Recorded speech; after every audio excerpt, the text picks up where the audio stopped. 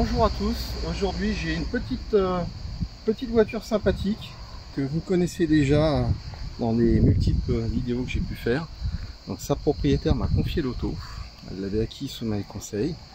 Donc vous avez une Mercedes 450 SL de la série R107.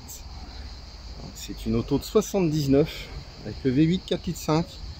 Donc celle-ci est en version européenne.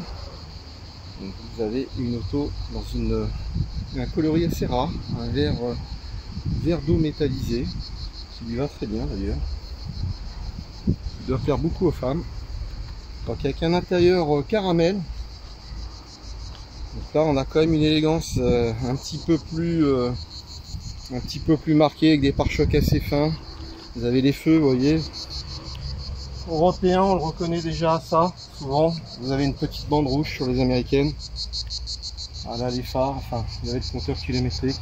On est sur une jolie version. C'est très classique, hein. Mercedes, c'est très agréable, c'est une auto fidèle. Alors, sur ces versions là, vous aviez encore les anciennes planches de bord avec des boîtes automatiques à 3 rapports sur celle-ci. C'est une boîte qui est très douce, qui se fait oublier.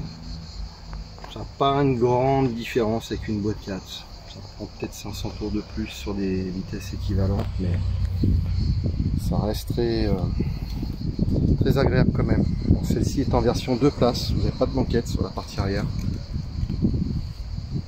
Vous en avez beaucoup en 2 places, c'est étonnant, mais bon, vu l'espace derrière.